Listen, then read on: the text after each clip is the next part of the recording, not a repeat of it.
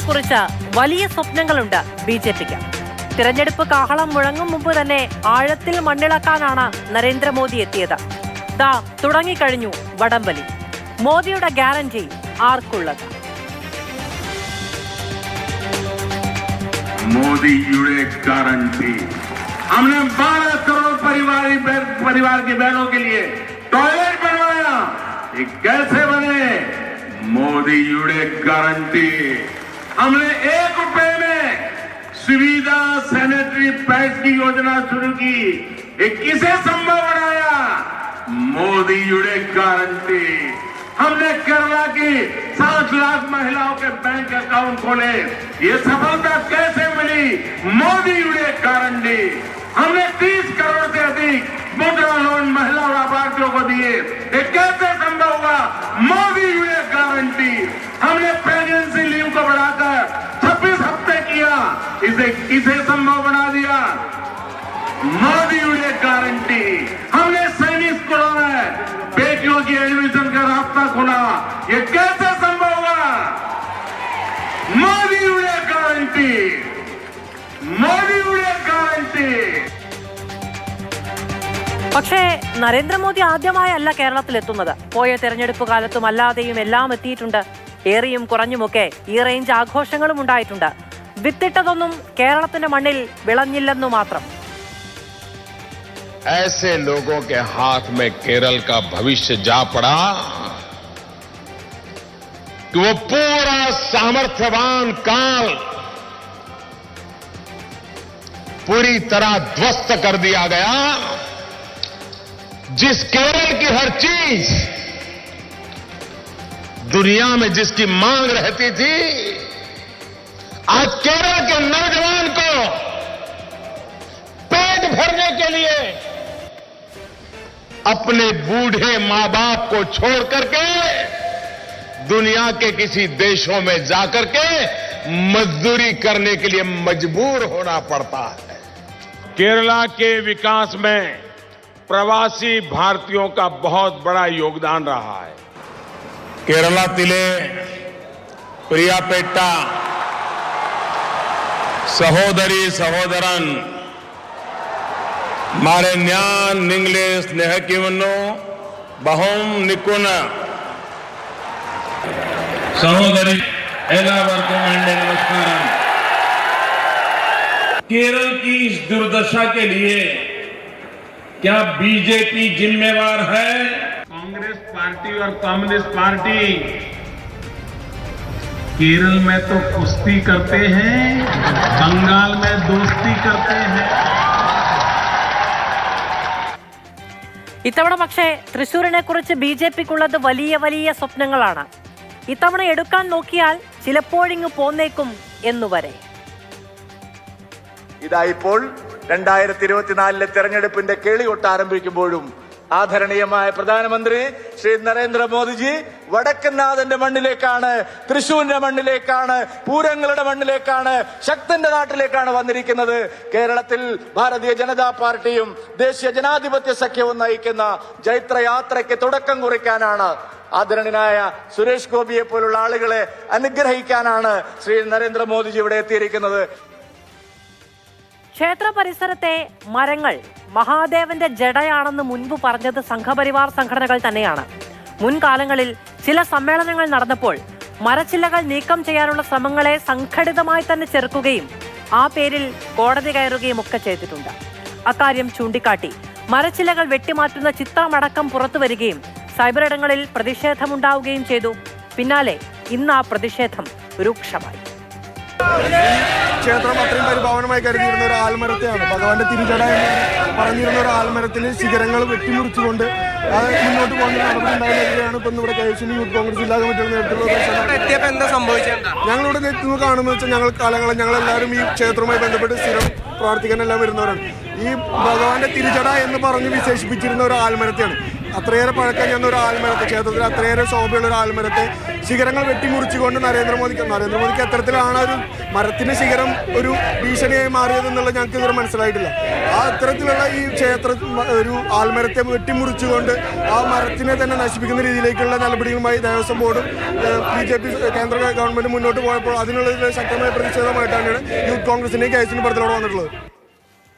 തൃശൂരിൽ പ്രധാനമന്ത്രി പ്രസംഗിച്ച വേദിയിൽ ചാണകവെള്ളം തളിക്കാനാണ് KSU യൂത്ത് കോൺഗ്രസ് പ്രവർത്തകരെത്തിയത്. പ്രതിഷേധക്കാരും BJPക്കാരും തമ്മിൽ ഏറ്റുമുട്ടി. സംഘർഷത്തിൽ ഒരു BJP പ്രവർത്തകന് പരിക്കേൽക്കുകയും ചെയ്തു.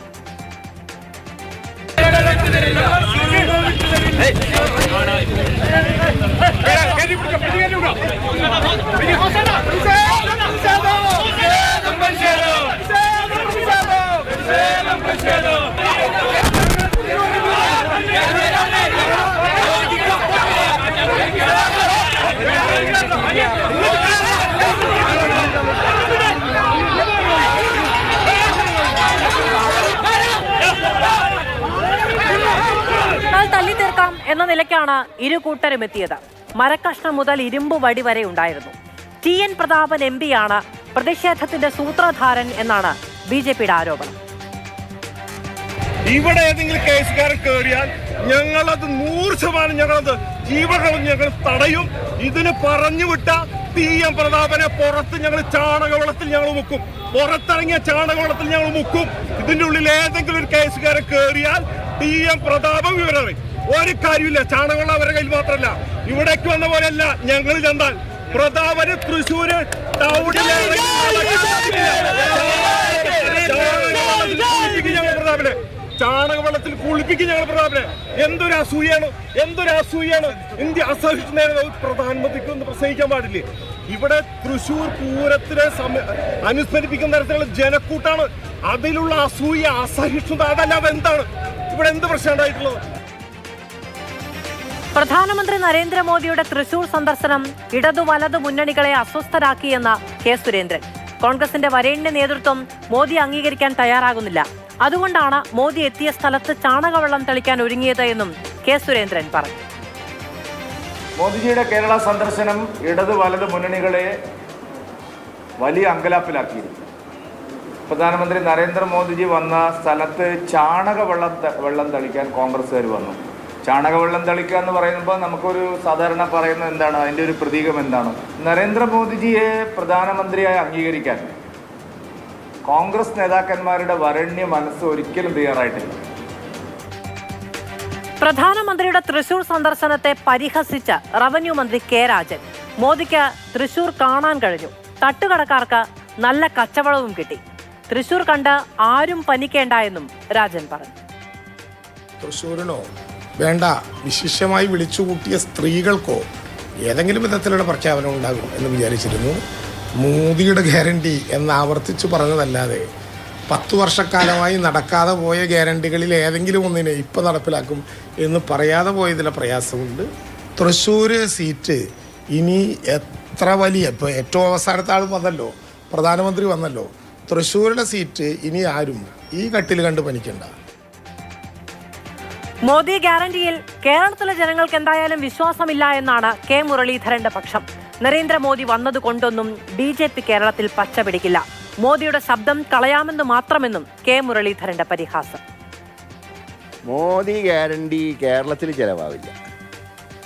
കേരളത്തിലെ ചിലവാവാത്തൊരു എന്താ പറയേണ്ടത്, ഒരു മുദ്രാവാക്യമാണ് ഇന്നലെ അദ്ദേഹം തൃശ്ശൂർ പറഞ്ഞത്.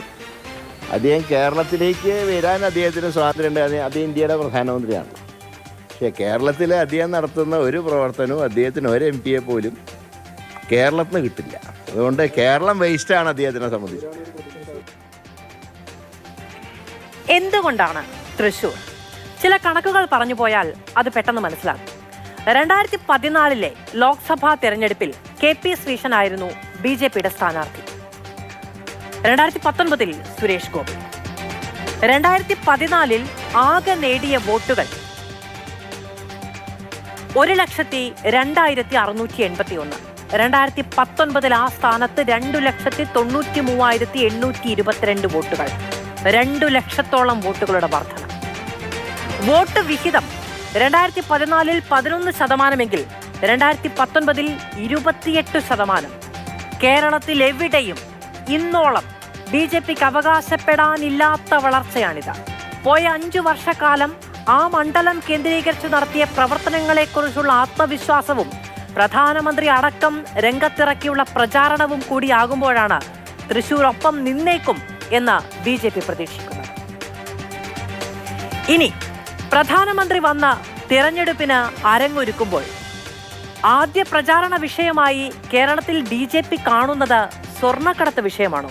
കഴിഞ്ഞൊരു തിരഞ്ഞെടുപ്പ് കാലം മുഴുവനും ആവതും പണിപ്പെട്ട വിഷയത്തിൽ വീണ്ടും പണിയെടുക്കുന്നതിൽ എന്ത് ഗുണമാണ് BJP കാണുന്നതാവും? मोदी विरोध के कारण यहाँ काम होने नहीं देती. इंडी गठबंधन यहाँ केरला में लूट की खुली छूट चाहता है. यहाँ गोल्ड की स्मगलिंग को लेकर जो खेल चलता है, जिन दफ्तरों से चलता है, वो किसी से छिपा नहीं है. വിഷയം എത്ര പഴയതാണെങ്കിലും അത് പ്ലാൻ ചെയ്യുക എന്നതൊരു പൊളിറ്റിക്കൽ ആർട്ട് ഫോമാണ്. മോദി പറഞ്ഞിട്ട് പോയിടത്ത് കിടന്ന് അത് മുളയ്ക്കാൻ ശ്രമിക്കുന്നുണ്ട് എന്നത് കാണാതെ പോകരുത്. സ്വർണ്ണക്കടത്തു കേസിൽ ഉൾപ്പെട്ട ഓഫീസ് പ്രധാനമന്ത്രിക്ക് അറിയാമെങ്കിൽ അവിടെ എന്തുകൊണ്ടാണ് അന്വേഷണം നടത്താതിരുന്നത് എന്ന് വ്യക്തമാക്കണമെന്ന് പ്രതിപക്ഷ നേതാവ് VD സതീശൻ ചോദിക്കുന്നു. കരുവന്നൂർ സഹകരണ ബാങ്ക് തട്ടിപ്പ് കേസിൽ EDയുടെ അന്വേഷണം ഇടഞ്ഞു നീങ്ങുന്നത് CPM BJP ധാരണ കാരണമാണെന്നും സതീശൻ ആരോപിച്ചു. സ്വർണ്ണക്കടത്തിന്റെ കാര്യം എല്ലാവർക്കും അറിയാമെന്ന് കേന്ദ്ര സഹമന്ത്രി V മുരളീധരന്റെ പ്രതികരണം വന്നു. പ്രിൻസിപ്പൽ സെക്രട്ടറി എത്ര കാലം ജയിലിൽ കിടന്നുവെന്ന് ജനത്തിനറിയാമെന്നും V മുരളീധരൻ മാതൃഭൂമി ന്യൂസിനോട് പറഞ്ഞു.